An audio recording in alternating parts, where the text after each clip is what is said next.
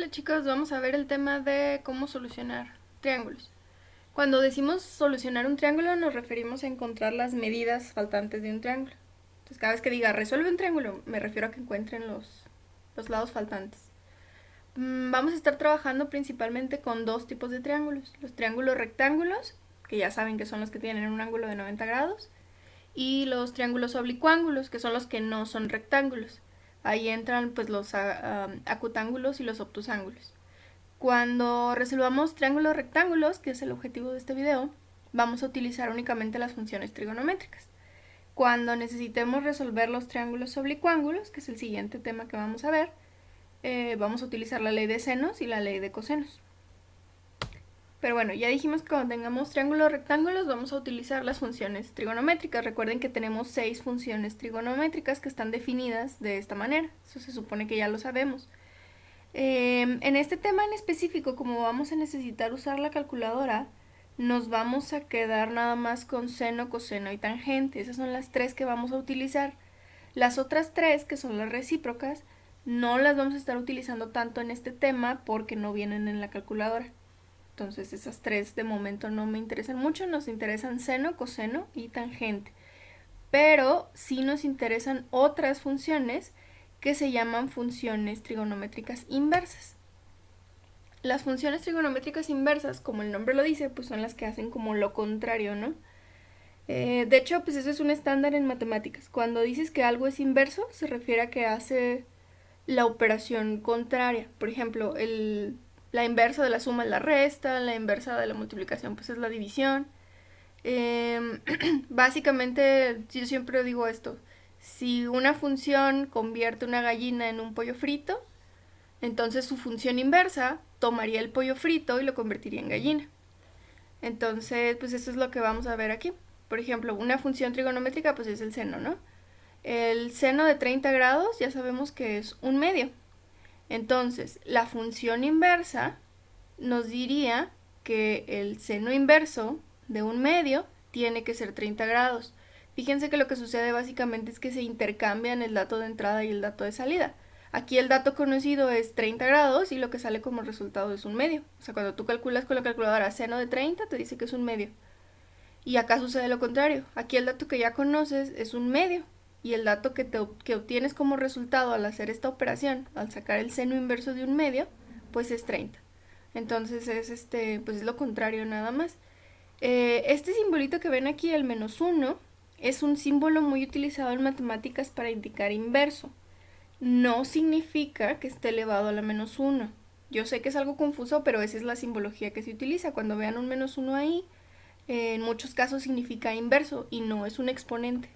O sea, no seguiría las leyes de los exponentes, o sea, no se aplica ninguna de las leyes de los exponentes aquí. No es un exponente, es un símbolo que nos indica que es inverso.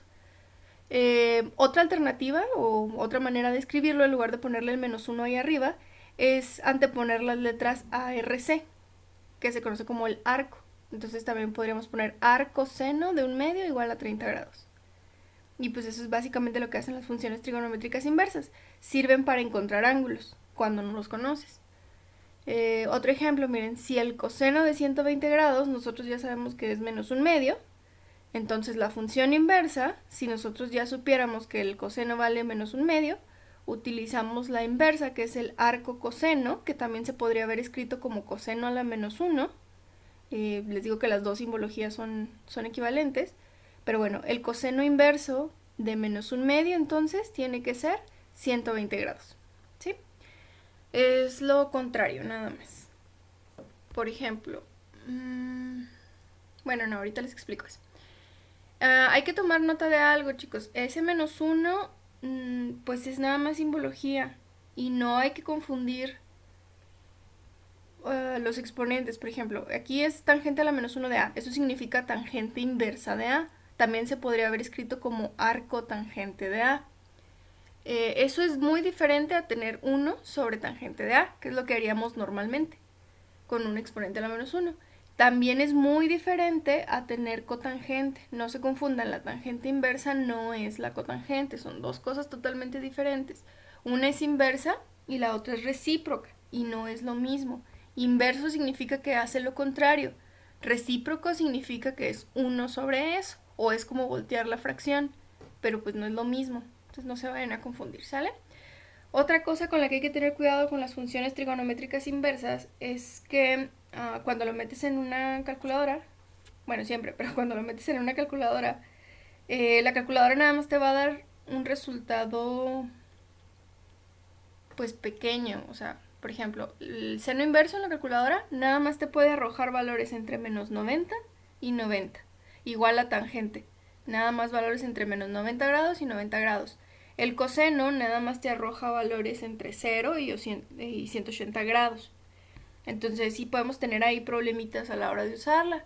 Por ejemplo, ustedes saben que el seno de 150 grados pues también es un medio, ¿no? Pero si ustedes le ponen seno inverso de un medio en la calculadora, siempre les va a decir que es 30. Nunca les va a decir que es 150 o que es 390. O sea, hay muchos ángulos posibles que te podrían dar un medio, pero la calculadora siempre te va a dar el más chico. Entonces tengan mucho cuidado con eso. Aquí no hay mucho problema, pero ya cuando pasemos a los oblicuángulos sí se puede llegar a dar un problemita por ahí. Entonces nada más ténganlo en mente. La calculadora te da el más chico, no significa que es el correcto. Bueno, vamos a ver cómo se utiliza. Por ejemplo, tenemos este triangulito, ¿no? Ahí están las letritas y todo eso. Sabemos que el lado A vale 12 y el lado B vale 17. Aquí tengan cuidadito con la nomenclatura. En este libro siempre ponen los ángulos con las letras A, B y C mayúsculas y los lados con A, B y C minúsculas. No se vayan a confundir. Bueno, entonces sabemos que el lado A vale 12 y el lado B vale 17. Queremos resolver este triángulo, es decir, queremos encontrar todos los datos faltantes. ¿Qué datos faltan? Pues el lado C, el ángulo A y el ángulo C. El ángulo B no es necesario sacarlo porque ahí mismo estoy viendo en la figura que vale 90 grados, entonces es innecesario. Pero bueno, primero lo más fácil, el lado C. Sabemos que siempre que tengamos dos lados de un triángulo puedo encontrar el tercero. En este caso el lado B es la hipotenusa. Entonces C al ser un cateto pues va a ser la raíz cuadrada de 17 cuadrado menos 12 cuadrado que nos va a dar raíz de 145. Se lo sacan rápido, ¿no? Ya tenemos el lado C. Ahora, ¿cómo le hago para encontrar los ángulos A y C? En este caso está fácil porque ya conozco los tres lados. Lo importante es conocer dos lados, pero pues aquí ya conozco los tres, entonces ya tengo ventaja. Vamos a sacarlo con el seno. ¿Por qué seno? Porque sí, la verdad es que lo pudimos haber sacado con coseno o con tangente también, porque aquí ya conozco los tres lados. Si nada más conozco dos lados, entonces sí tengo que tener cuidado con cuál escojo, porque tengo que escoger dos lados que ya conozca. Entonces de ahí decido si es seno, si es coseno o si es tangente. Pero en este caso pues escogí seno nada más porque sí. Entonces el seno del ángulo A es el cateto opuesto entre la hipotenusa, es decir, el lado A entre el lado B. Por eso es 12 sobre 17. Entonces fíjense la situación aquí, nosotros ya sabemos cuánto vale el seno, pero no sabemos cuánto vale el ángulo. Entonces, ¿qué es lo que tenemos que hacer para saber cuánto vale el ángulo? Pues usar lo contrario del seno, ¿no? Fíjense que es como un tipo de despeje. Aquí tengo seno de A, pero yo quiero que la A esté sola. Entonces tengo que mandar seno para allá. Pero, ¿qué es lo contrario a sacar el seno de algo? Pues sacar el seno inverso de algo, o el arcoseno. Entonces, eso es lo que vamos a hacer. Vamos a sacar seno inverso de lo que ya teníamos en el otro lado y lo metemos así a la calculadora. Si su calculadora no tiene la tecla de fracción, esto lo van a tener que poner entre paréntesis, tengan mucho cuidado. Bueno, entonces sacamos esto y nos dice que el ángulo A vale 44.9 grados. Y ya resolvimos el ángulo A. De igual manera vamos a resolver para el ángulo C. Otra vez, puedo escoger seno, puedo escoger coseno, puedo escoger tangente porque ya tengo los tres lados. Yo escogí seno otra vez. ¿Por qué? Nomás porque sí. El seno de C es el cateto opuesto entre la hipotenusa. Entonces, el cateto opuesto es la C, que es raíz de 145, y la hipotenusa es la B, que es 17. Por eso lo pusimos así. El seno de C es raíz de 145 sobre 17. Otra vez, ya sé cuál es el seno, pero no sé cuál es el ángulo. ¿Qué tengo que hacer? Sacar seno inverso. Entonces, el seno inverso se va para el otro lado y me queda nada más la C. Y me dice que es 45.9 grados. Y ya tengo todos los datos faltantes, porque el ángulo B ya sabíamos que era de 90. Entonces ya conozco todos los lados, ya conozco todos los ángulos. Ahí puedo decir que ya resolví el triángulo. ¿Sale? Bueno, este tipo de problemas realmente no los vamos a estar haciendo porque, pues no, nada más era un ejemplo. Lo que quiero que se enfoquen es en resolver problemas aplicados. Eso es lo que vamos a estar trabajando, puros problemas aplicados. Como el siguiente. Dice, se sitúa un punto a 20 metros de un edificio. Si el ángulo de elevación al punto más alto del edificio es de 46 grados y 23 minutos, encuentra la altura del edificio. Lo primero que tienen que hacer es intentar realizar un dibujo con lo que nos está describiendo un problema. Entonces tenemos nuestro edificio y tenemos un punto a 20 metros del edificio, que sería este punto de aquí. Y el ángulo de elevación es de 46,23. Cuando diga ángulo de elevación, pues es a partir del suelo y hacia la punta del objeto. Entonces este ángulo mide 46,23. Y lo que yo quiero conocer es la altura del edificio, este de acá. Ahora sí tengo que saber qué voy a escoger, si seno, coseno o tangente. Está fácil, miren. ¿Qué datos conozco? Conozco el ángulo, ya es ganancia.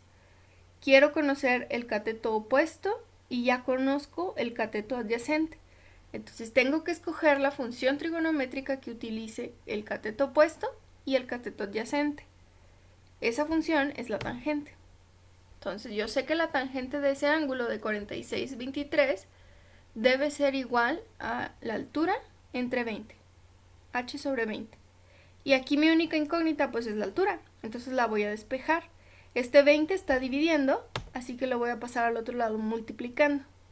Entonces ya nada más voy a multiplicar 20 por tangente de 46 grados con 23 minutos, eso lo puedo poner así en la calculadora, y ya me va a dar la altura, que es de 21 metros.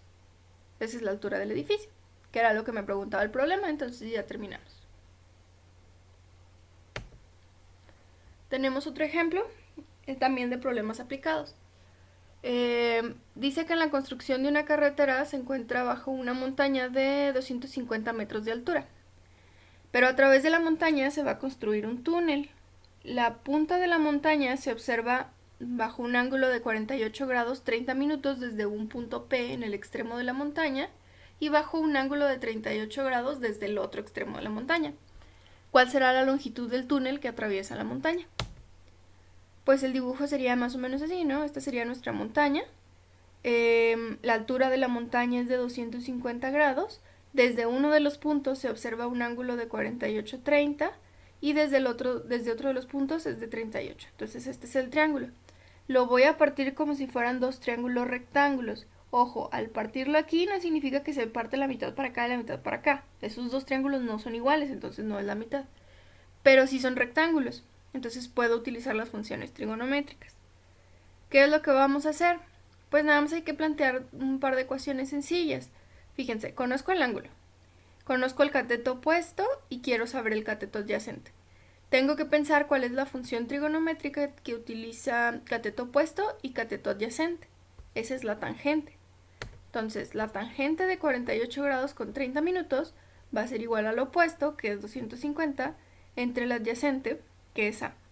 Mi única incógnita aquí en esta ecuación es la letra A, y esa es la que voy a encontrar.